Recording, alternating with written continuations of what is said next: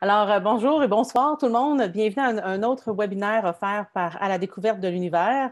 Moi, c'est Julie, je suis la directrice du programme et ce soir, notre webinaire va être présenté en collaboration avec les amis de l'Observatoire fédéral d'astrophysique, Friends of the Dominion Astrophysical Observatory à Victoria, en Colombie-Britannique. C'est agréable pour moi de les présenter parce que j'ai habité quelques années à Victoria et j'ai travaillé à l'Observatoire fédéral d'astrophysique. Donc, c'est un endroit que j'ai tatoué sur le cœur. Notre présentateur ce soir, c'est Rami Zamouri, qui va vous présenter leur nouveau guide pédagogique. C'est vraiment une belle ressource qu'ils ont développée et qu'ils sont encore en train de développer, plus particulièrement une unité qui est sur observer les étoiles. Mais avant de laisser la parole à Rami, je vais juste vous mentionner rapidement, surtout si vous êtes nouveau à la découverte de l'univers. Je sais que je reconnais plusieurs noms. Je sais que plusieurs d'entre vous sont des habitués du programme. Alors, à la découverte de l'univers, dans le fond, notre but, c'est vraiment de vous aider, les enseignants, en fournissant les ressources et des formations en astronomie. Et je dis enseignants, mais en fond, je parle d'éducateurs au sens large. On rejoint aussi des animateurs dans les musées, des gens qui vont dans les classes faire des présentations. Bref, si ça peut vous aider à partager l'astronomie avec des groupes de jeunes, vous êtes les bienvenus. Et tout ce qu'on fait, en fait, c'est gratuit et majoritairement en ligne, bien, surtout maintenant avec la pandémie, mais on était en ligne même avant la pandémie. Des fois, on faisait des formations en personne, mais en gros, nos activités sont en ligne. Et on est un programme offert en particulier par l'Institut Dunlap à l'Université de Toronto, mais aussi par des astronomes, des astrophysiciens en fait de partout au Canada, la Société canadienne d'astronomie et le Centre de recherche en astrophysique du Québec. Alors, on les remercie pour leur support. C'est ce qui nous permet d'offrir tout ça, de développer des ressources pour vous gratuitement. Je tiens à mentionner notre prochaine formation. Vous pouvez déjà vous y inscrire. La formation pour enseignants niveau 2. Le niveau 2, en fait, là, on ne dit pas spécifiquement pour un niveau scolaire parce que ça dépend des provinces. On est un programme pan-canadien. Tout est bilingue d'ailleurs, donc notre formation va être offerte autant en anglais qu'en français. Et c'est souvent le contenu du niveau 2 se rapproche plus du niveau secondaire. On a le niveau 1 qui est offert à l'automne, qui est peut-être plus le contenu qui se rapproche du niveau primaire. Mais en fait, si vous êtes intéressé, si ça vous tente d'en apprendre plus sur certains sujets qui seront présentés comme la recherche de vie ailleurs, l'histoire de l'univers, c'est des sujets qu'on va couvrir au mois d'avril. Et c'est une formation que vous faites à votre propre rythme. Le contenu est disponible de semaine en semaine. Alors, vous pouvez aller voir ça. Ça nous fera plaisir si vous voulez vous inscrire. Et j'imagine que si vous êtes ici, c'est parce que vous êtes allé sur notre site web pour vous inscrire.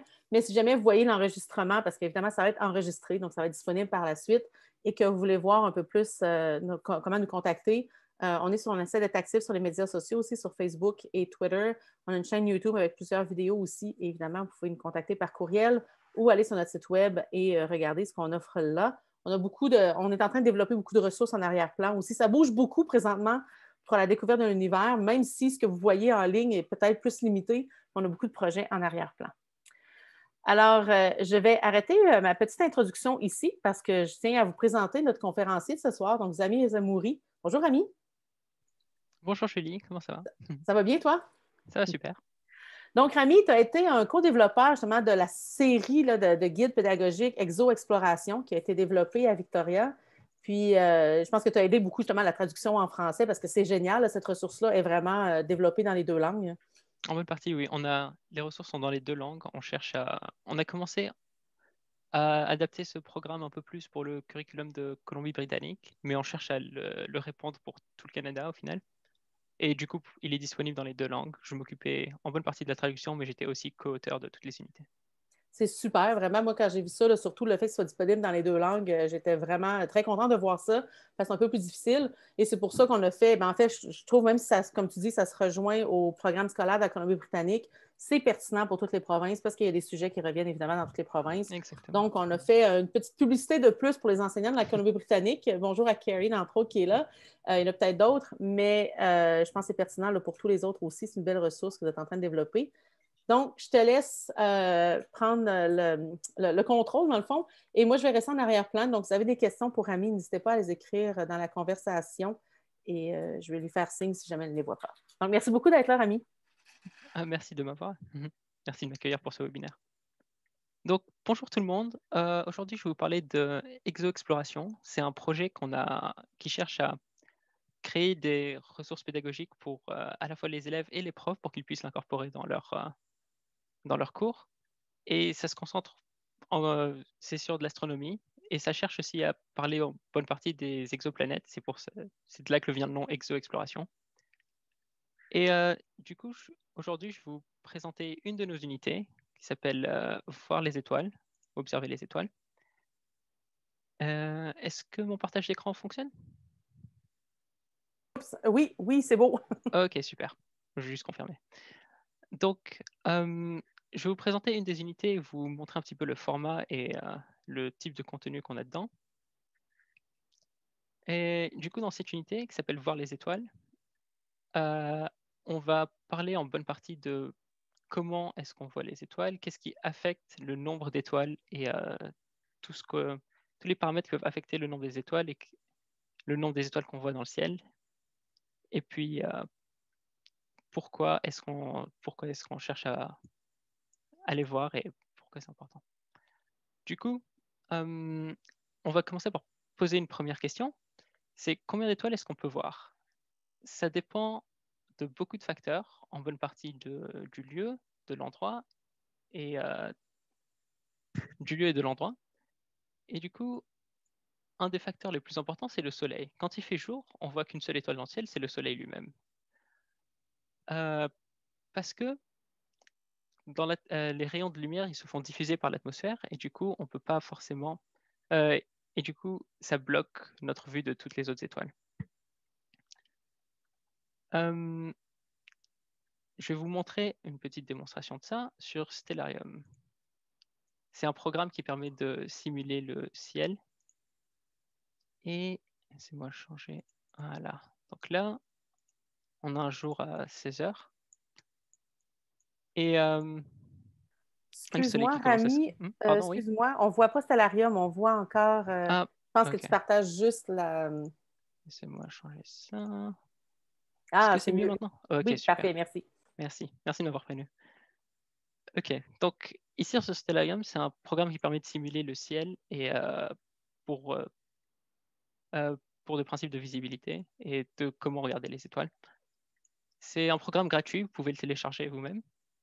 Et je vais vous faire une petite démonstration de ce qu'on peut faire avec. Donc, on va changer l'heure et mettre à 15 heures. Il y a le beau soleil en plein jour. Et comme vous pouvez voir, on peut rien voir comme étoile, à part le soleil. Sauf si on décide de désactiver l'atmosphère, tout à coup, on voit toutes les étoiles dans le ciel. Et ça, c'est parce que les rayons de soleil se font diffuser dans l'atmosphère. C'est ce qui fait illuminer le ciel et qui lui donne la couleur bleue. Et si on enlève l'atmosphère, il n'y a plus cet effet de diffusion et du coup, on peut voir toutes les autres étoiles qui sont dans le ciel. Donc, on va revenir sur notre unité. Un autre facteur qui peut affecter le nombre d'étoiles qu'on voit, c'est la Lune. Parce que même si elle est beaucoup moins lumineuse que le Soleil, c'est quand même l'objet le plus brillant dans le ciel de nuit.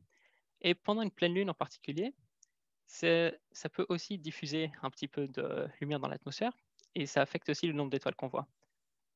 On peut encore une fois utiliser, on donne ici un site qui s'appelle pleinelune.org qui nous dit quelle sera la prochaine pleine lune, parce qu'on va essayer de.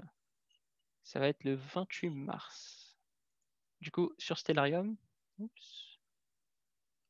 on peut revenir, changer la date. Mars.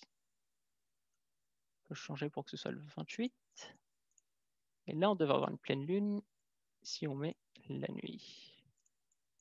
Voilà. On a une pleine lune dans le ciel, très lumineuse. Et on peut quand même voir pas mal d'étoiles. Mais on peut, si on enlève la lune, pardon, on remarque beaucoup plus d'étoiles dans le ciel tout d'un coup.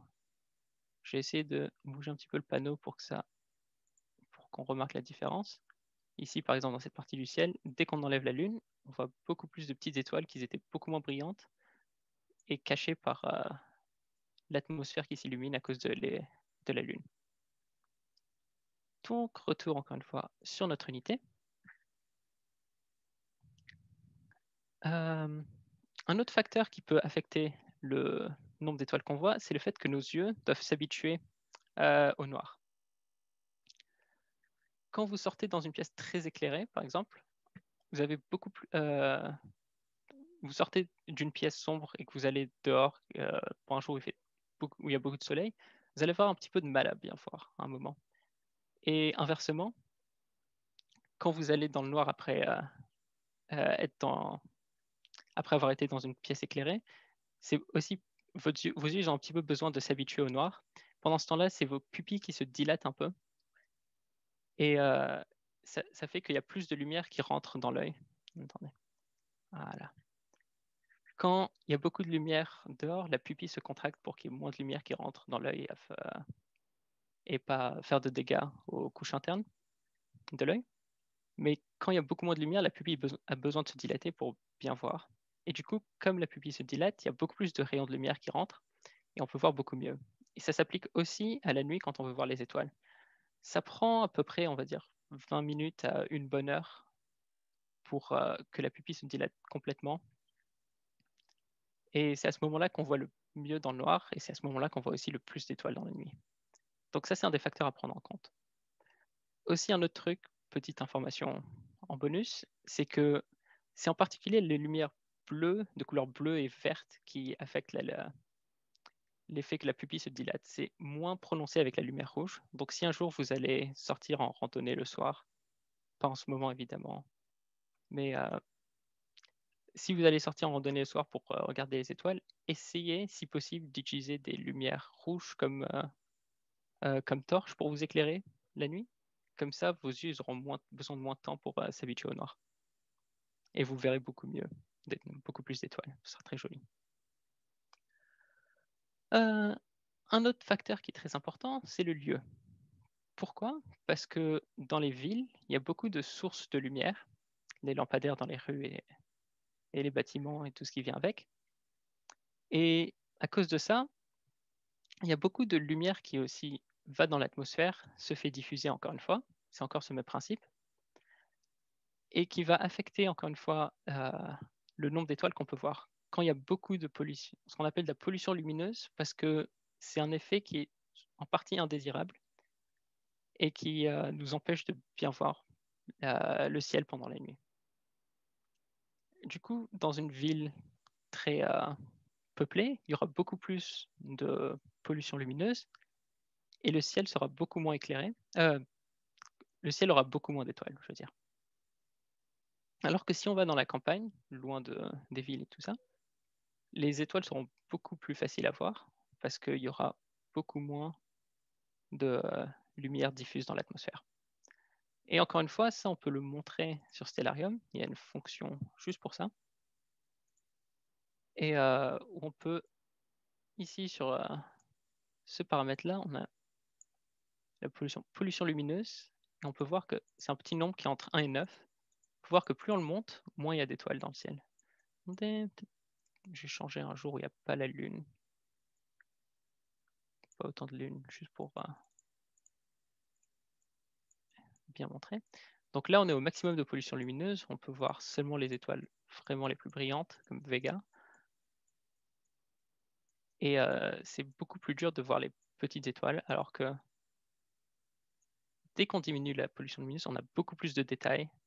On peut, et c'est beaucoup plus éclairé. Et un autre truc qu'on peut faire, c'est ajuster l'indice de pollution lumineuse par rapport à là où vous êtes sur Stellarium, parce que vous pouvez changer votre position et vous mettre à votre ville. Ici, je suis à Montréal en ce moment. Donc, c'est une grande ville, donc il y a beaucoup de pollution lumineuse, on voit pas du tout d'étoiles. Si on va par contre dans une plus petite ville, ou même encore mieux dans un observatoire, comme celui à Mont-Mégantic, là, tout d'un coup, on voit beaucoup plus d'étoiles, et on comprend pourquoi les observatoires en cherchent à les mettre souvent loin des villes. Ok, maintenant, retour à notre unité. Et à la fin de chaque section de notre unité, on a quelques petites... Il y a toujours une activité. Ici, c'est des activités avec Stellarium. On apprend aux gens comment utiliser le programme. Et puis, on a aussi parfois de petites activités, parfois de petits trucs, auxquelles les gens peuvent penser pour aller plus loin dans le sujet. On a aussi toujours des ressources et des références qui peuvent aller voir s'ils veulent lire plus à propos de ça. Et on a des questions et des différentes questions de révision et de discussion à propos du sujet. Un autre facteur qui peut affecter le nombre d'étoiles qu'on voit, c'est la taille de nos yeux. Par exemple, si on était des hiboux, on aurait de gros yeux faits pour voir dans la nuit, avec des pupilles très très larges. Et du coup, il y a beaucoup plus de lumière qui rentre et on verrait beaucoup mieux. Évidemment, on n'est pas des hiboux. Mais ce qu'on peut faire, c'est construire des télescopes. Les télescopes, c'est d'une certaine manière un peu comme un énorme œil. Où le premier télescope premier télescope utilisé par un astronome, c'était celui de Galilée. Et il pouvait collecter 28 fois plus de lumière qu'un œil humain. Alors que maintenant, nos télescopes, ils sont ici, par exemple, on montre le télescope Plaskett, qui est à Victoria. Et ce télescope, il a un miroir qui fait 1,8 m, 1,80 m de diamètre. Et ce qui fait que c'est un œil énorme qui est capable de collecter 66 000 fois plus de lumière qu'un œil humain normal. Et ce qui fait que c'est pour ça qu'on utilise des télescopes pour observer le ciel, c'est parce qu'on aura beaucoup plus de détails et on voit beaucoup mieux parce qu'on collecte beaucoup plus de lumière. Dans quelques années, il y a aussi le télescope de 30 mètres qui est en construction, si je ne m'abuse, qui est en construction pour le moment. Et ce télescope qui sera 30 mètres, qui ne sera pas un seul miroir énorme, mais qui sera fait de plein de petits miroirs arrangés de façon concave pour collecter autant de lumière que possible. Et du coup, attends.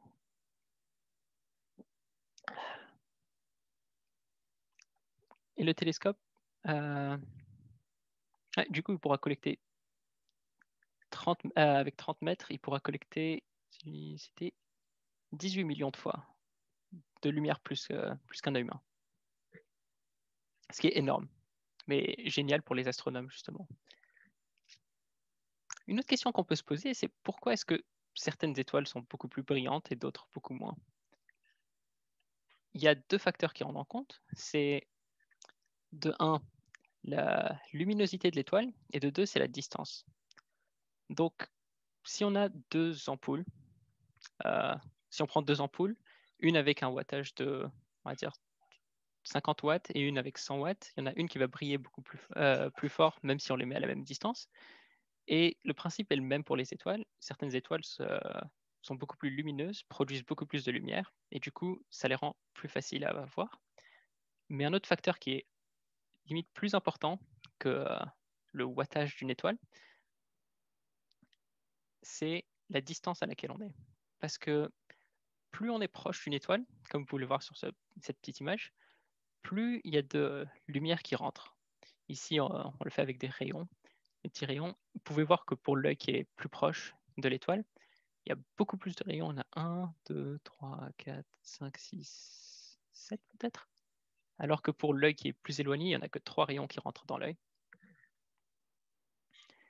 Et par conséquent, c'est les étoiles qui sont à la fois plus brillantes et ou plus proches de nous qui vont être beaucoup plus faciles à voir. Et je disais que la distance est presque plus importante que le wattage parce que la distance suit une loi de carré inverse, on dit, qui fait que plus on s'éloigne, la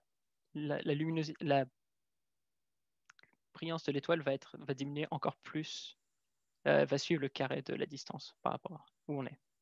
Mais bon, ça c'est des détails. Et puis, après on a la Voie lactée,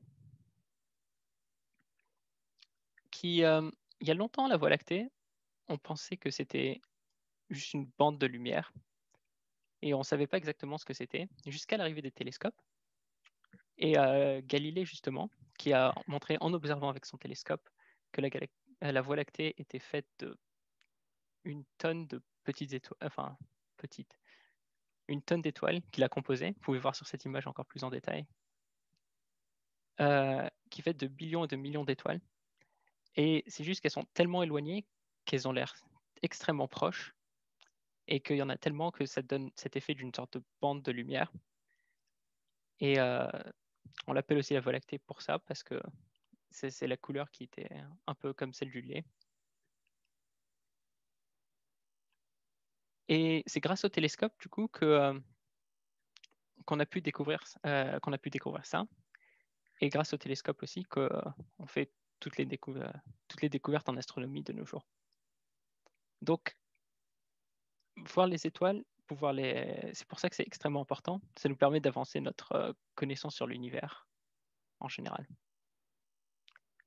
Et bien sûr, on peut aussi voir les étoiles pour le plaisir, évidemment. Et c'est pour ça qu'on a toute une section ici, une activité où on vous guide sur comment repérer certaines constellations en utilisant Stellarium, comment utiliser Stellarium comme une sorte de guide pour savoir où chercher dans le ciel pour voir certaines constellations. Donc, on va commencer par la Grande Ourse ici.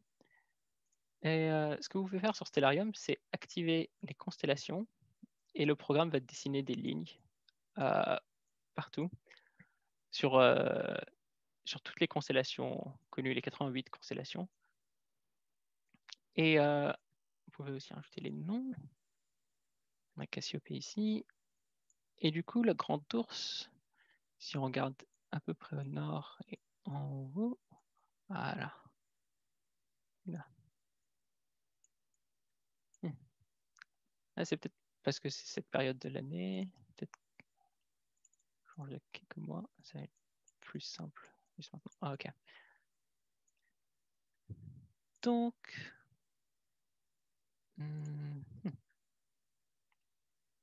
la Grande Ourse, c'est des étoiles très très brillantes, très faciles à voir justement. C'est pour ça que c'est une des constellations les plus connues. Peut-être monter un peu la pollution lumineuse juste pour montrer ce que je vais dire là. Donc là, la pollution lumineuse qui est très haute, on arrive quand même à distinguer ces étoiles qui forment la constellation de la Grande Ourse. Oups. Voilà. Qui est en forme de casserole. C'est des étoiles très brillantes et elles sont aussi très faciles à repérer du coup, parce que c'est à cause de leur forme.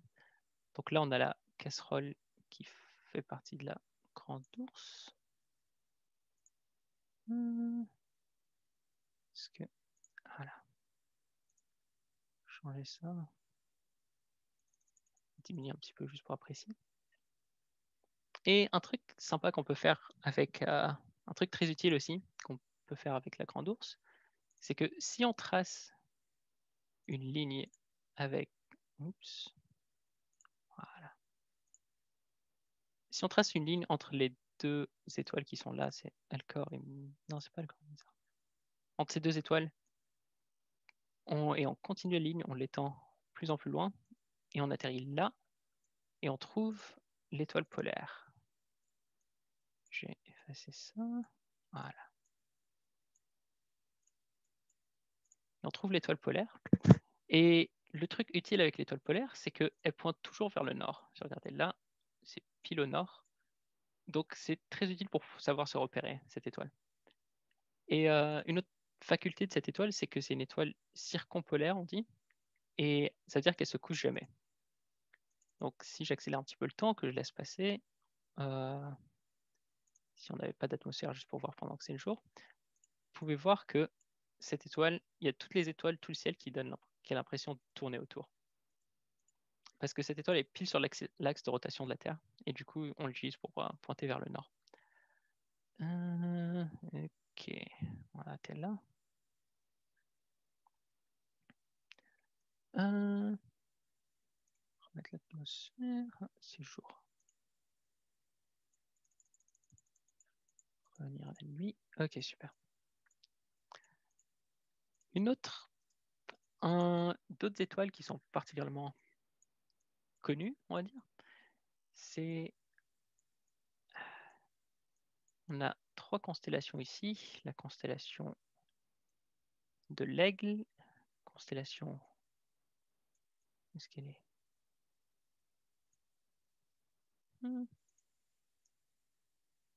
Voilà, la lyre et le cygne. Ces trois constellations en elles-mêmes, elles ne sont pas des étoiles très brillantes.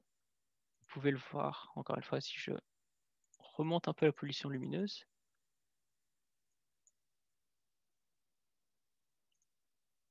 Donc, ces trois constellations, elles sont pas entièrement très brillantes, mais on a 3 étoiles en particulier, Altaïr, Vega et Deneb, qui forment un triangle on l'appelle le triangle d'été, parce qu'il est pile en haut du ciel quand on regarde en été. Et c'est aussi parfois utilisé pour un peu de navigation, savoir se repérer. Je vais vous le tracer ici. Pas très droit, mais c'est un triangle. Et puis, il y a beaucoup d'autres constellations que vous pouvez vous entraîner à repérer sur Stellarium, comme vous pouvez essayer ça avec Céphée, Cassiopée, Andromède. Andromède qu'on peut utiliser pour repérer la galaxie d'Andromède si vous êtes dans une zone où il n'y a vraiment pas beaucoup de pollution lumineuse. Vous pouvez trouver la constellation de Cassiopée, tracer une ligne, suivre la constellation d'Andromède et remonter ici sur cette branche. Et s'il y a vraiment peu de pollution lumineuse ou si vous avez un télescope avec vous, vous pouvez voir la galaxie d'Andromède.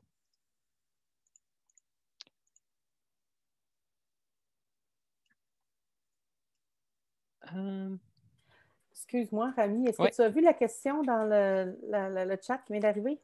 Ou je peux te la pardon, je vais dire sinon. voir. Ouais, Non, mais c'est correct, je je peux veux te la bien. dire. Mhm. C'est quelqu'un demandait de répéter les 3 étoiles du triangle d'été.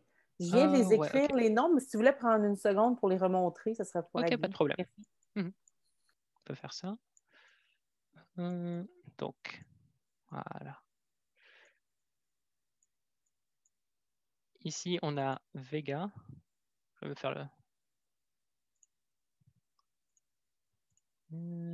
Pourquoi? Voilà, ça dessine. Donc, on a Vega ici, qui est au bout de la lyre. On a Deneb, c'est la queue du cygne. Et on a Altaïr, je ne suis pas sûr si c'est la tête de l'aigle. Et ces voilà, ces 3 étoiles qui forment le triangle d'été. Très facile à repérer en été parce qu'il y a juste à regarder directement en l'air. Et même si vous êtes dans une zone où il y a, dans une ville ou un endroit où il y a beaucoup de pollution lumineuse, ces étoiles sont tellement brillantes que vous pouvez quand même les repérer. Si vous trouvez un coin sur trop de lumière quand même. Donc ouais, les 3 étoiles, c'est Vega, Deneb et Altaïr.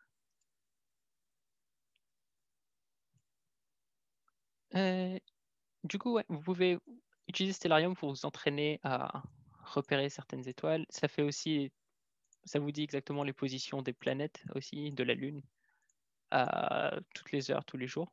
Et du coup, si un jour vous avez prévu de sortir pour faire une petite marche de nuit et observer un petit peu les étoiles, vous pouvez utiliser ce programme pour voir quelles étoiles vous pourrez voir, qu'est-ce que vous allez pouvoir observer, et peut-être me raconter avoir peut-être quelques petites histoires à raconter. Il y a beaucoup de mythologie aussi derrière les constellations, toujours intéressant à lire. Donc, je vous recommande d'essayer d'utiliser Stellarium si vous voulez faire un petit peu d'observation d'étoiles. Et puis, ça, je vais montrer.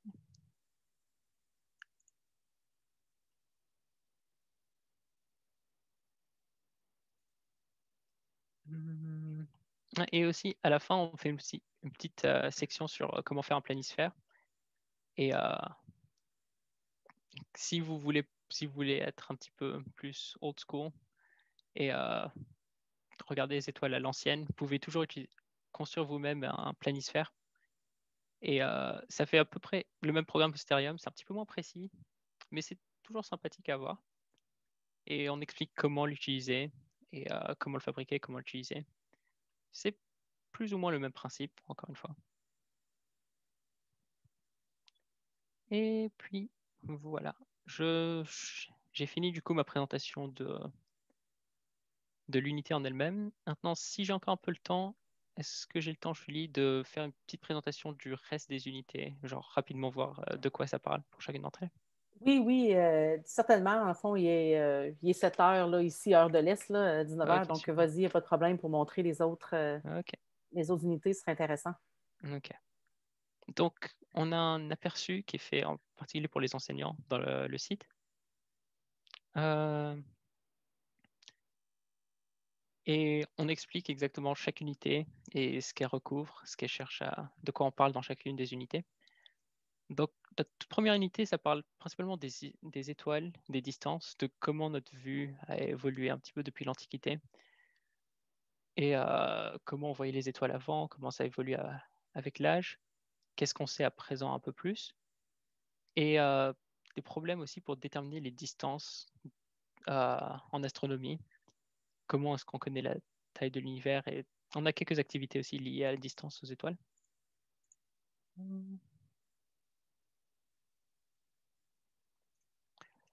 Dans notre deuxième unité, on parle un peu des propriétés des étoiles. Donc, c'est beaucoup plus toutes les propriétés intrinsèques des étoiles, genre la masse des étoiles qui sont pas toutes la même masse, les tailles, les couleurs, les températures, tout ce qui va avec ça. Et on touche un petit peu sur le cycle de vie très légèrement sur le fin de cycle de vie des étoiles sur cette unité, juste pour distinguer pourquoi, comment les étoiles sont différentes. Et on a pas mal d'activités sur ces propriétés-là justement, sur comment est-ce que, pourquoi des étoiles peuvent avoir différentes tailles, comment est-ce que ça affecte les systèmes stellaires. Dans notre troisième unité, c'est celle que je viens de vous présenter, c'est tous les différents facteurs qui affectent le nombre d'étoiles qu'on voit, comme l'environnement, la Lune, les positions et tout. Et on a des activités pour guider avec Stellarium. Beaucoup de nos activités utilisent Stellarium, mais on en a aussi qui sont euh, directement genre avec des matériaux. Parfois, il y a du dessin, des trucs comme ça. Parfois un peu dément. Notre quatrième unité, c'est sur la Voie lactée, sur qu'est-ce qu'on pensait que c'était, quand elle a été découverte et qu'est-ce qu'on sait maintenant. Et beaucoup d'activités avec Stellarium pour celle-là aussi. Pas mal de trucs très intéressants qu'on peut faire euh, pour observer les différentes parties de la Voie lactée. Notre cinquième unité, on va encore plus loin que la Voie lactée et on parle des galaxies en général et de tout l'univers, de la structure un peu de l'univers, des différentes distances euh, aux différentes galaxies, comment les astronomes ont déterminé tout ça. Dans notre unité 6, on revient un petit peu plus sur les étoiles en elles-mêmes et sur comment les systèmes solaires et les systèmes de planètes avec une étoile et des planètes autour qui se forment, comment ça se forme. Donc là encore, on est un peu plus dans le cycle de vie des étoiles. On parle plus du début de leur cycle de vie. Et on a des activités où les élèves apprennent à repérer un petit peu dans le ciel les zones de formation des étoiles ou de planètes. Par exemple, il y a la ceinture d'Orion, avec pas mal de nébuleuses là-bas.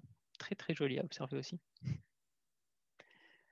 Et notre unité 7, on compare plus les planètes en elles-mêmes, donc on revient encore plus sur une plus petite échelle. Donc toutes les planètes ne sont pas du tout comme la Terre. On parle du système solaire et des différentes euh, variations dans les planètes, genre dans leur composition, dans leur taille, tout ce qui va avec. Et on ne s'arrête pas au système solaire, justement, on parle aussi des exoplanètes. C'est tout le but c'est tout le but du projet d'exoexploration, c'est de montrer aux élèves qu'il n'y a pas que le système solaire dans l'univers, on a des milliers d'exoplanètes, je crois qu'il y a plus de 3000 exoplanètes qui ont été confirmées déjà. Et même si on connaît beaucoup moins en détail que le système solaire, il y a beaucoup à apprendre dessus, il y a beaucoup à découvrir surtout. Donc dans notre unité 8, on compare maintenant les systèmes solaires en eux-mêmes. Donc le système solaire et les systèmes d'exoplanètes qu'on connaît. Et puis par exemple, on parle des différents types d'orbites qu'il peut y avoir. On parle des différentes compositions encore, des différents types d'étoiles qui peuvent avoir des planètes autour. Et puis, on a une activité qui fera partie d'une 9e unité prochaine. Pour le moment, on a seulement l'activité, où c'est sur les transits d'exoplanètes et l'unité en elle-même qui arrivera dans quelques mois, j'imagine, se portera sur les différentes méthodes pour détecter les exoplanètes. Cette activité en particulier, c'est sur la méthode de transit, où c'est un petit peu comme une éclipse, entre guillemets, et on fait une simulation où on prend un rouleau de papier toilette et on fait passer une petite pièce devant une source lumineuse et on regarde comment la lumière change et on explique que c'est exactement comme ça qu'on fait pour détecter des exoplanètes. Et voilà, du coup. Donc, pour le moment, c'est tout le projet d'exo-exploration. On a aussi, donc, toutes les unités sont disponibles sur le site centeroftheuniverse.org/exo-exploration. Donc, toutes les unités sont disponibles en français et en anglais, parce qu'on cherche à toucher un maximum de public avec ça. On a aussi une petite activité sur Python pour apprendre aux élèves à coder. Je suis pas sûr que cette activité soit disponible en français pour le moment. Je crois qu'elle est seulement en anglais, mais ce sera bientôt traduit aussi.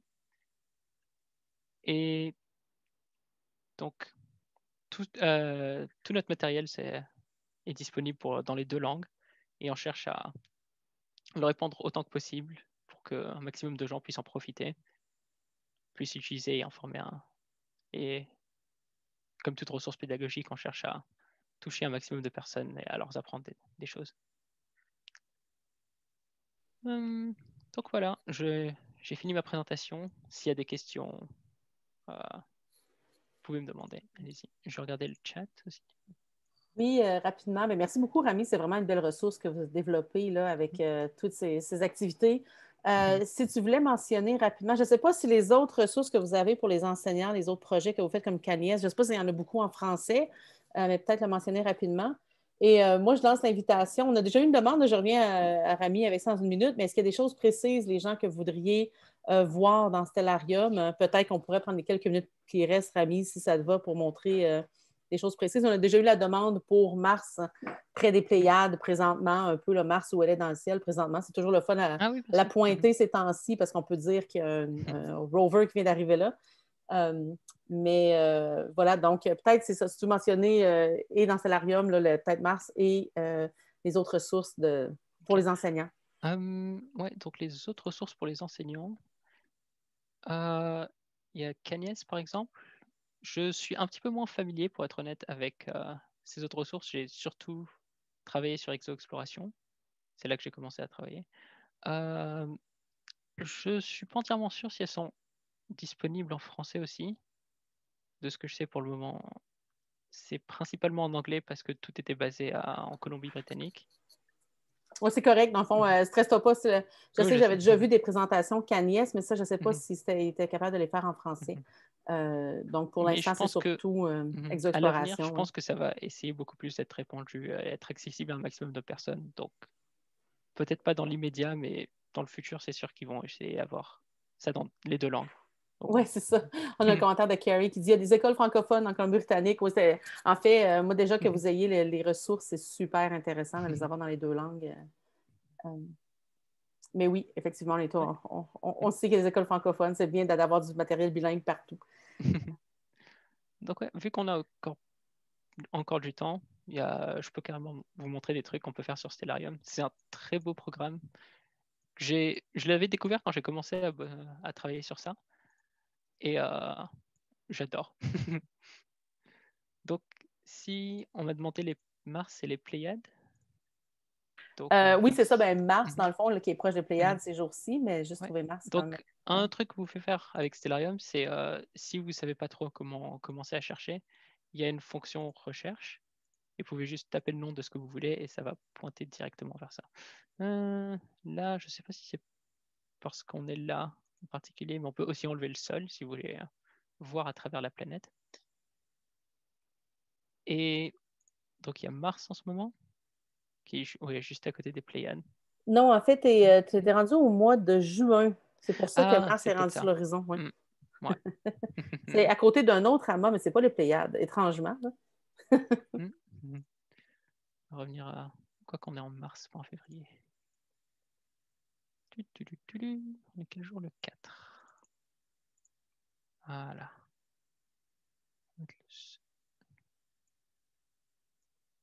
Ok. Donc on peut chercher Mars. Non, quoi encore. Je Voilà. crois que tu es tard la nuit. C'est aussi possible, ouais. Parce que là, je pense qu'elle est couchée.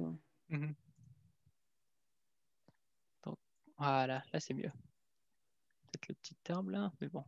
Donc ouais, on a... Si, je crois que c'est les Pléiades, ça. Oui. Ouais, donc il y a Mars juste à côté des Pléiades. Et vous pouvez vraiment zoomer dessus. Et vous pouvez voir en détail plus ou moins. Là, ça commence à bouger pas mal. Oups. La Terre tourne trop vite. Ah non, la Terre tourne beaucoup trop vite. On peut aussi poser d'ailleurs. On peut arrêter le temps, chose qu'on peut pas faire dans la vraie vie. Donc ouais, on a Mars, la belle planète rouge. Et on peut faire ça avec vraiment toutes les planètes ou pratiquement tout ce qui est visible dans le ciel. Vous pourrez le trouver. Il y a vraiment une base de données énorme pour Stellarium. Donc, ça utilise beaucoup de catalogues pour les objets du ciel. Et je vais voir s'il n'y a pas d'autres questions. Je vois pas de questions directement, mais j'ai vu des wow puis super ressources. La prochaine Donc, éclipse totale de soleil visible du Québec le 8 avril 2024. Pourquoi pas, ouais. On peut ah faire oui, ça. c'est vrai, c'est une question, c'est vrai. 2024, avril 8. Le soleil, je vais enlever les constellations. Est-ce qu'on a l'heure aussi par hasard? C'est dans l'après-midi, là, tu es le 7, mais tu vas, je crois, vers Ah, 2 je heures suis de dans le 7. l'après-midi, heure de Ah l'Est. ouais. Ah, Voilà. là on la voit.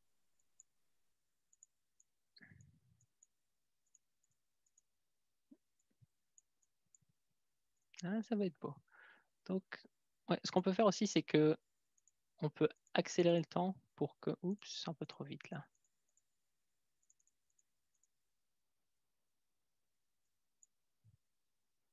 Voilà. Vous pouvez même... C'est vraiment précis à la minute, voire la seconde exacte.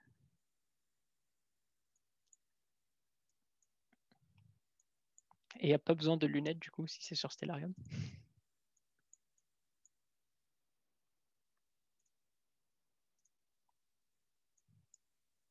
Donc là c'est à 15h quelque chose. Avec la lune qui s'approche, ça devient de plus en plus sombre. Et... C'est vraiment bien fait. Je ne sais pas ça, j'avais déjà simulé une éclipse solaire totale où on voit vraiment l'horizon qui s'assombrit. C'est vraiment bien fait. Bah, c'est extrêmement bien fait. C'est un programme vraiment complet. Il y a aussi une version en ligne où il n'y a pas besoin de télécharger tout le programme, mais il y a moins de fonctions dessus. Mais si tout ce que vous cherchez à faire, c'est observer des constellations avant d'aller sortir, ça devrait être suffisant. Il n'y aura pas de problème. Ça fera pas autant de détails, genre planète et tout ce qui va avec, mais c'est suffisant. Est-ce qu'il y a d'autres questions? Je ne vois pas d'autres questions, mais des beaux commentaires, Mm. là, comme quoi ils vont enfin pouvoir utiliser Stellarium. Donc, effectivement, c'est une très belle ressource. Je vous le Mhm. recommande Ouais. fortement. Il y a aussi un petit guide de Stellarium pour les débutants euh, dans le site avec toutes nos unités. Parfait. Si vous savez pas trop comment commencer, vous pouvez aller voir ça. Et puis, ouais, c'est vrai que le logiciel lui-même, il donne pas la météo, si c'est nuageux ou pas. Mais il y a toujours des sites que vous pouvez aller regarder pour vérifier la météo à l'avance un peu. Je sais pas si j'en ai là tout de suite. J'en ai pas directement qui viennent en main, mais je crois qu'on en mentionne dans quelques-unes de nos unités. Donc, vous pouvez aller voir ça aussi.